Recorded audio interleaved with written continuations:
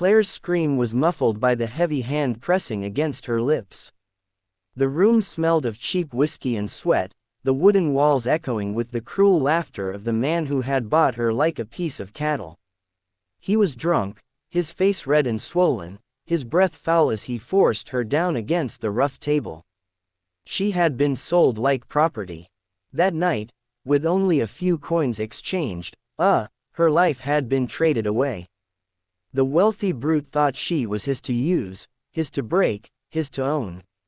His two hired thugs had already stumbled out, leaving him alone with her. They laughed on their way out the door, knowing what was about to happen. But Clara was not ready to surrender. Her heart pounded in her chest, rage and terror flooding her veins. As his hands tore at her dress, she seized the nearest thing within reach. It was a heavy glass bottle, half full of whiskey. With all her strength, she smashed it against the side of his head.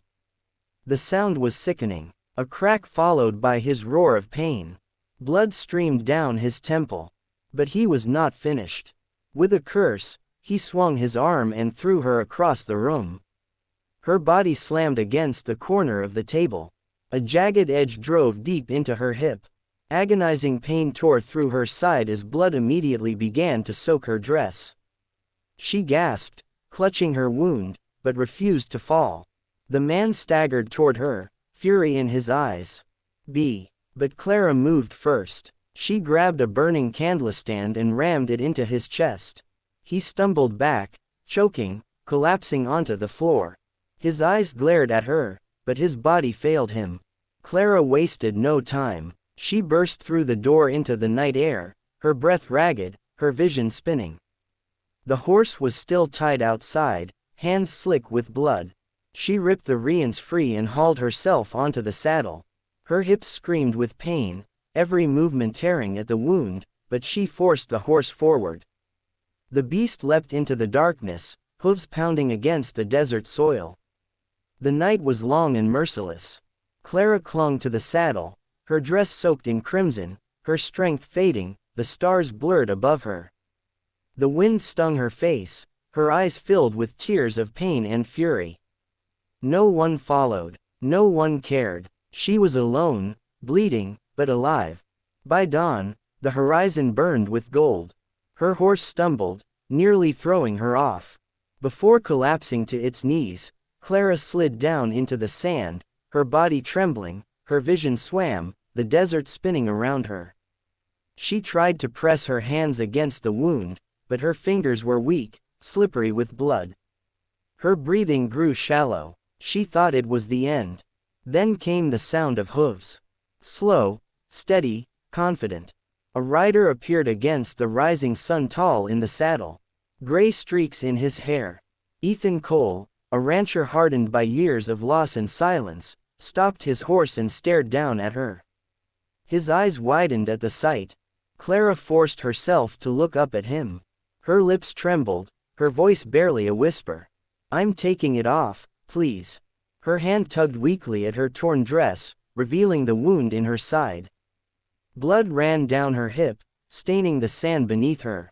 Ethan froze, his jaw tightening, his heart pounding as he realized what she had endured. Who was this girl, broken yet unyielding? And why did he feel that helping her now would drag him back into a past he had buried for so long? Ethan crouched beside Clara, his shadow falling over her in the rising sun. Her breath was shallow, her skin pale, and the sand beneath her was stained with blood. For a long moment, he just looked at her. A girl young enough to be his daughter. Broken and trembling, yet still alive after a night that should have killed her.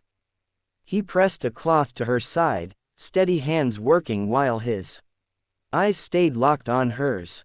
She flinched at his touch, tried to pull away, but she was too weak. "Hold still," he muttered, voice rough from years of silence. "If you want to live, let me do this." Claire's lips trembled, tears gathered in her eyes. But she nodded. The pain was sharp as Ethan tied the cloth tight, but there was also a strange kind of relief. For the first time in years, someone was not hurting her. Someone was trying to save her. Her mind drifted back to the night before. The laughter, the stench of whiskey, the way the man had thrown her against that table. Her ribs still ached from the impact. Her hip burned where the wood had torn through flesh.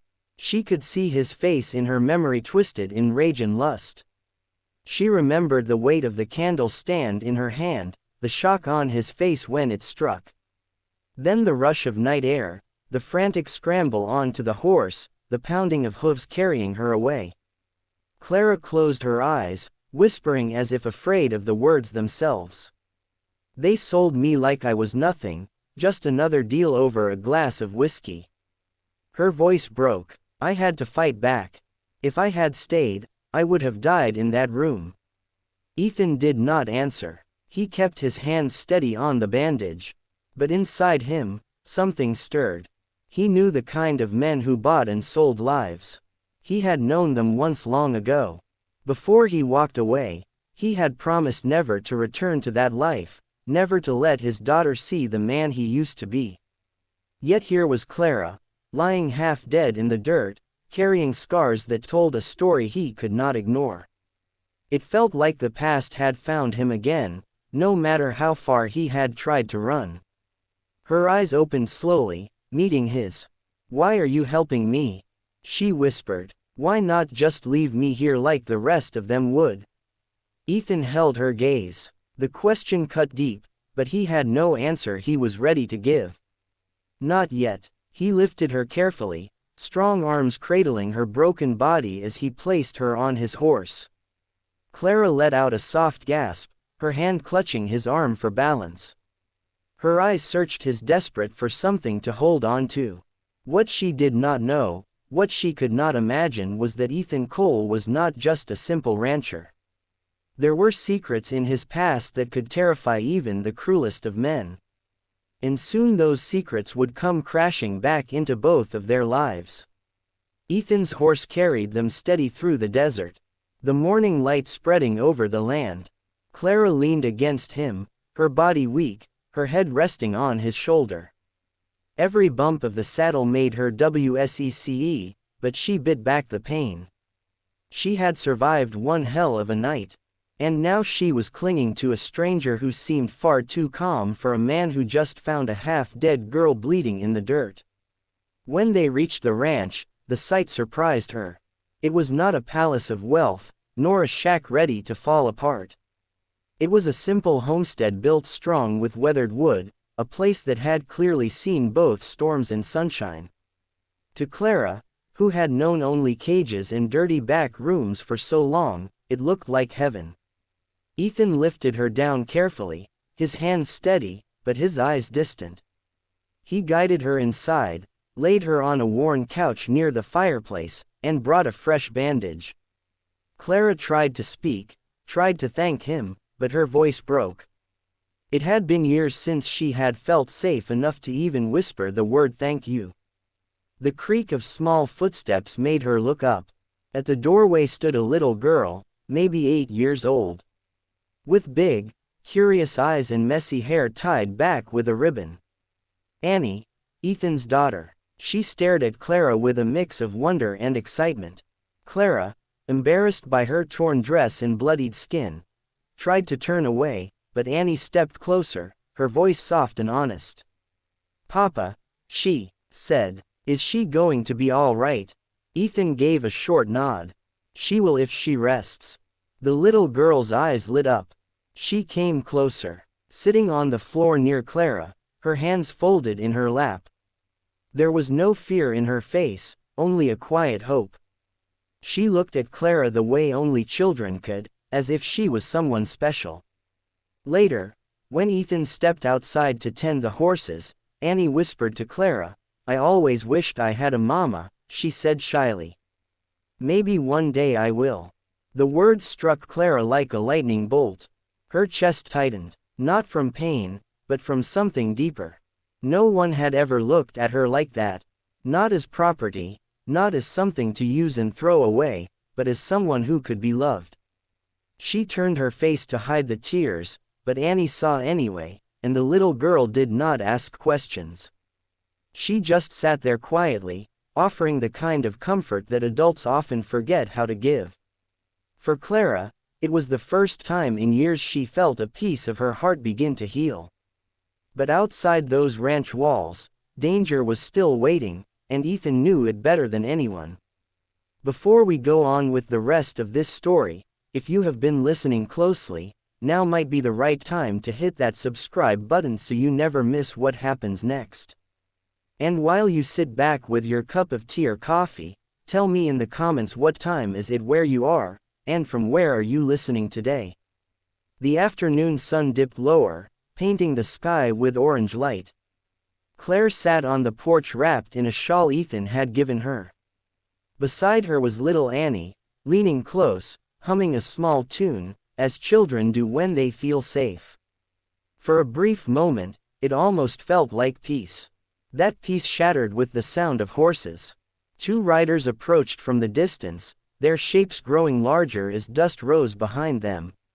Ethan stepped out from the barn, his hand resting on the handle of a shovel, his eyes narrowing.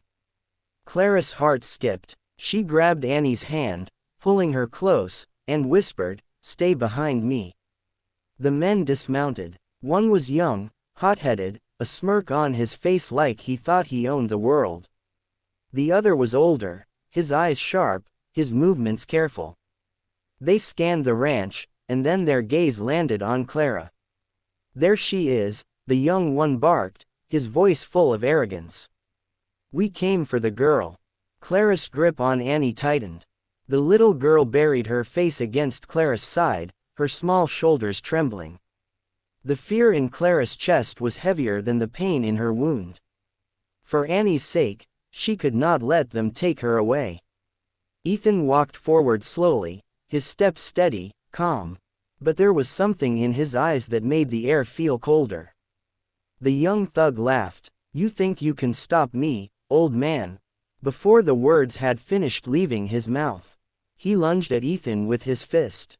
In one fluid motion, Ethan struck. Just a single blow, fast and precise. The young man crumpled to the ground like a sack of grain. Ethan pulled his revolver from his belt, the steel glinting in the light. He aimed, but he didn't fire. The silence that followed was heavy, dangerous. The older man froze, his face drained of color. His memory pulled back to stories whispered in saloons. Stories of a man whose name was spoken only in hushed tones. A man who once made even killers tremble. And now that same man stood right in front of him. He bent down, grabbed the young thug by the arm, and dragged him toward the horses. Not a word left his lips. Not a threat, not a promise, nothing but fear. Moments later, they were gone. Dust trailing behind them as they fled. Clara exhaled shakily, still clutching Annie. Her body shook with relief and terror at the same time. Annie peeked up at Ethan, her eyes wide, and asked softly, "Papa, who are you really?"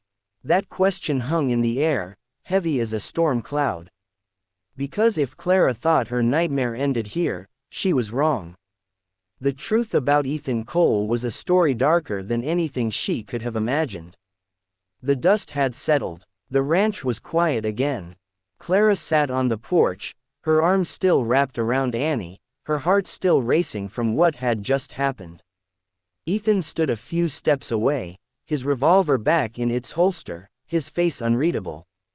Clara looked at him with new eyes, not just as a rancher, not just as the man who had saved her life, but as someone who carried a past darker than she could imagine. She wanted to ask questions, but the words caught in her throat.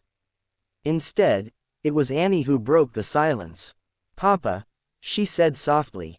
"Will she stay?" Ethan turned, his gaze resting on Clara for a moment. The world seemed to pause. The man who had sworn never to return to violence now had a choice. He could close his doors, keep his life quiet and simple, or he could let this broken young woman into his home, into his daughter's heart, and into his own. Clara lowered her eyes, her voice shaking. "I have nothing. No family, no name worth carrying. You should not let me stay." Ethan stepped closer, his voice steady. "Not here, Not in this house. Here, you are free. The words pierced through her doubts. Tears welled up in Clara's eyes. She felt something she thought she had lost forever. Hope. Annie climbed into her lap, smiling with the innocence only a child can carry. Then maybe, Annie whispered, I finally have a mama. Clara's tears fell as she pulled the little girl close.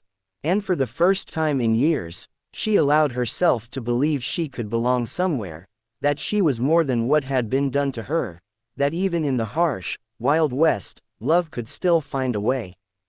It is easy to feel broken in this world, easy to think your past mistakes or the scars left on you define who you are. But stories like Clara's remind us that every sunrise is a chance to start again. What about you? Have you ever felt like your past was too heavy only to find that someone still believed in you? If you have been moved by this story, please take a moment to like this video and subscribe to the channel. It helps us keep bringing you stories of strength, survival, and second chances. And while you are at it, let me know in the comments. Boy, where are you watching from? And what time is it right now? And before we close, let me share something from the heart. I truly thank you for supporting this channel by watching and leaving kind comments. I do read them and I notice many of you are listening late at night. Sometimes at hours when the body should be resting. Please take care of your health. These videos are here to bring you a moment of comfort, a little entertainment, but they are not worth losing your sleep. If it is late, I hope you pause, rest well, and come back when the sun is up. I also want to say I'm sorry I cannot always respond to every comment. At my age, after spending hours at the computer editing and working on these videos, I often end up exhausted. That is why I pay more attention to my health now and why I care so deeply about yours, too. So, thank you for being here with me. Your support keeps this channel alive and I am grateful to walk this journey with you.